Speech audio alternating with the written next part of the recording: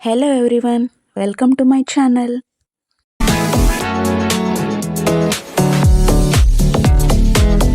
ಇವತ್ತಿನ ವಿಡಿಯೋದಲ್ಲಿ ನಾವು ಲಿಂಗತ್ವ, ಶಾಲೆ ಮತ್ತು ಸಮಾಜ ಎಂಬ ವಿಷಯದಲ್ಲಿರುವ ಮೂಲಭೂತ ಸ್ತ್ರೀ ಸಮಾನತಾವಾದಿಗಳ ಬಗ್ಗೆ ತಿಳಿದುಕೊಳ್ಳೋಣ.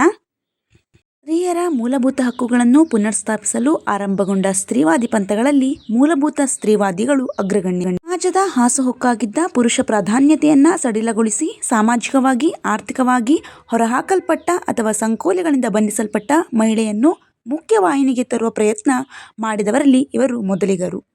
ಪಿತೃಪ್ರಭುತ್ವದ ವಿರುದ್ಧ ಮತ್ತು ರಾಜಕೀಯ ಪ್ರಕ್ರಿಯೆಗಳ ಮೂಲಕ ಸಾಮಾಜಿಕ ರೂಢಿಗಳನ್ನು, ಸಂಸ್ಥೆಗಳನ್ನು ಹಿಡಿತದಲ್ಲಿಟ್ಟುಕೊಂಡಿದ್ದ ಪುರುಷ ಸಮಾಜಕ್ಕೆ ಸವಾಲೊಡ್ಡುವ ಕಾರ್ಯವನ್ನು ಮಾಡಿದರು.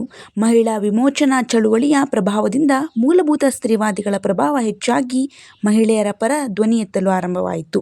ಈ ಪಂಥದ ಮುಖ್ಯ ಉದ್ದೇಶವೇ ಪಿತೃಪ್ರಭುತ್ವ ವ್ಯವಸ್ಥೆಯಿಂದ ಮಹಿಳೆಯರ ಮೇಲಾಗುತ್ತಿರುವ ದಬ್ಬಾಳಿಕೆಯನ್ನು ತಡೆಯುವುದು ಹಾಗೂ ಸ್ತ್ರೀಯರು ಸಹ ಗೌರವಯುತವಾಗಿ ಬದುಕಲು ಅವಕಾಶ ಕಲ್ಪಿಸುವುದು. ಪಿತೃಪ್ರಭುತ್ವ ಸಿದ್ಧಾಂತದಿಂದ ಎಲ್ಲ ಪುರುಷರು ಎಲ್ಲ ರೀತಿಯಲ್ಲೂ ಪ್ರಯೋಜನ ಪಡೆದಿದ್ದಾರೆ ಎಂದು ಮೂಲಭೂತ ಸ್ತ್ರೀವಾದಿಗಳು ವಾದಿಸುತ್ತಾರೆ. ಜೊತೆಗೆ ಮಹಿಳೆಯರನ್ನು ನಿಗ್ರಹಿಸಲು ಸಾಮಾಜಿಕ ವ್ಯವಸ್ಥೆಗಳು ಮತ್ತು ನಿಯಂತ್ರಣದ ಇತರ ವಿಧಾನಗಳನ್ನು ಪುರುಷರು ಬಳಸುತ್ತಾರೆ ಎಂದು ಮೂಲಭೂತ ಸ್ತ್ರೀವಾದಿಗಳು ನಂಬುತ್ತಾರೆ.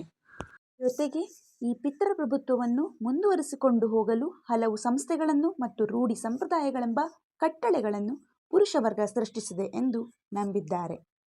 ಹಾಗಾಗಿ ಈ ಸಂಕೋಲೆಗಳಿಂದ ಸ್ತ್ರೀಯರನ್ನು ಹೊರತಂದು ಅವರಿಗೂ ಗೌರವಯುತ ಸಮಾಜವನ್ನು ಸೃಷ್ಟಿಸಬೇಕೆಂದು ಪ್ರಯತ್ನಿಸಿದ ಮೊದಲಿಗರು ಮೂಲಭೂತ ಸ್ತ್ರೀವಾದಿಗಳು.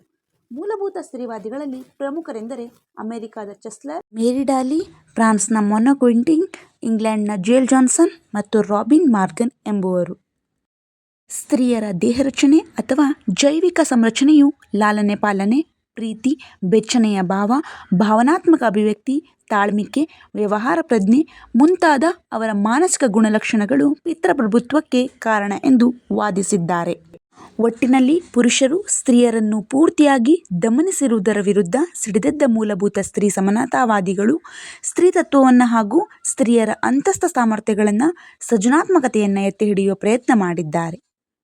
ಮೂಲಭೂತ ಸ್ತ್ರೀವಾದಿಗಳ ಪ್ರತಿಪಾದನೆಗಳು: ಪಿತೃಪ್ರಭುತ್ವದ ಸಂಕೋಲೆಯಿಂದ ಸ್ತ್ರೀಯನ್ನು ಸ್ವತಂತ್ರಗೊಳಿಸುವುದು, ಅತ್ಯಾಚಾರ ಮತ್ತು ಮಹಿಳೆಯರ ವಿರುದ್ಧ ನಡೆಯುತ್ತಿರುವ ಹಿಂಸಾಚಾರಗಳನ್ನು ತಡೆಯುವುದು, ಲಿಂಗ ಪಾತ್ರಗಳಲ್ಲಿನ ಅಂತರಗಳನ್ನು ಕಡಿಮೆಗೊಳಿಸುವುದು, ಖಾಸಗಿ ಕ್ಷೇತ್ರದಲ್ಲೂ ಮಹಿಳೆಯರಿಗೆ ಅವಕಾಶಗಳನ್ನು ಹೆಚ್ಚಿಸುವುದು, ರಾಜಕೀಯ ಕ್ಷೇತ್ರದಲ್ಲಿ ಪುರುಷರಷ್ಟೇ ಸಮಾನ ಸ್ಥಾನಮಾನಗಳ ಮೂಲಕ ಭಾಗವಹಿಸುವುದು, ಮನೆಗೆಲಸ, ಮಕ್ಕಳ ರಕ್ಷಣೆ, ಭಾವನಾತ್ಮಕ ಮತ್ತು ಲೈಂಗಿಕ ಅಗತ್ಯತೆಗಳಿಗೆ ಸ್ವಾತಂತ್ರ್ಯ, ಸಮಾನ ಹಕ್ಕುಗಳನ್ನು ಹೊಂದುವುದು, ಲೈಂಗಿಕ ಉದ್ಯಮಗಳ ವಿರೋಧ.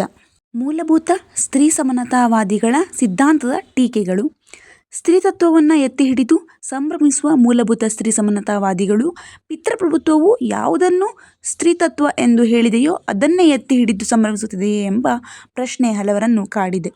ಸಂತಾನೋತ್ಪಾದಕರಾಗಿ ಮಹಿಳೆಯರ ಪಾತ್ರ ಎಂಬ ಮೂಲಭೂತ ಸ್ತ್ರೀ ಸಮಾನತಾವಾದಿಗಳ ಗ್ರಹಿಕೆ ಅತ್ಯಂತ ಸರಳ, ಏಕರೂಪ.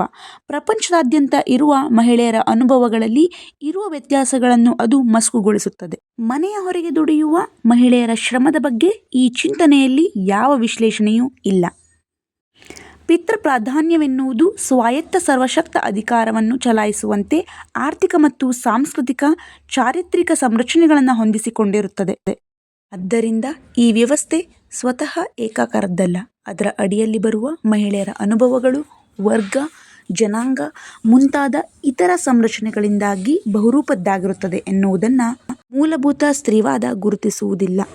ಪಿತೃಪ್ರಾಧಾನ್ಯವೇ ಮಹಿಳೆಯರ ಸಮಸ್ತ ವಿಧವಾದ ಶೋಷಣೆಯ ತಳಹದಿ ತತ್ವವೆಂದು, ಇದು ಬಂಡವಾಳಶಾಹಿ ಅಥವಾ ಬೇರಾವುದೇ ಉತ್ಪಾದನಾ ವಿಧಾನಗಳಿಂದಲೂ ಸ್ವತಂತ್ರವಾಗಿರುವ ಪುರುಷಾಧಿಪತ್ಯದ ಮಹಾನ್ ಶಕ್ತಿ ಎಂದು ಮೂಲಭೂತ ಸ್ತ್ರೀವಾದಿಗಳು ಪ್ರತಿಪಾದಿಸಿದರು. ಪುರುಷರು ಸ್ತ್ರೀಯರ ಮೇಲೆ ಹೊಂದಿರುವ ಲೈಂಗಿಕ ಅಧಿಕಾರವು ರಾಜಕೀಯವಾಗಿ ಸಮಾಜವನ್ನು ಸ್ತ್ರೀ-ಪುರುಷರೆಂಬ ಎರಡು ವಿಧವಾದ ಗುಂಪುಗಳಲ್ಲಿ ಒಡೆದಿರುವುದರಿಂದ ಈ ಲಿಂಗತ್ವ ರಾಜಕಾರಣವು ವರ್ಗ ವಿಭಜನೆಗಿಂತಲೂ ತೀವ್ರ ಸ್ವರೂಪದ್ದೆಂದು ಅವರು ಪ್ರತಿಪಾದಿಸಿದ್ದಾರೆ. ಮಹಿಳೆಯರು ತಮ್ಮ ಶರೀರದ ಮೇಲೆ ಸಂಪೂರ್ಣವಾಗಿ ಸ್ವಾಮ್ಯವನ್ನು ಹೊಂದಿರುವುದರಲ್ಲಿಯೇ ಅವರ ನಿಜವಾದ ಬಿಡುಗಡೆ ಇರುವುದೆಂದು ಕೆಲವು ಮೂಲಭೂತ ಸ್ತ್ರೀವಾದಿಗಳು ಪ್ರತಿಪಾದಿಸುತ್ತಾರೆ. Thank you.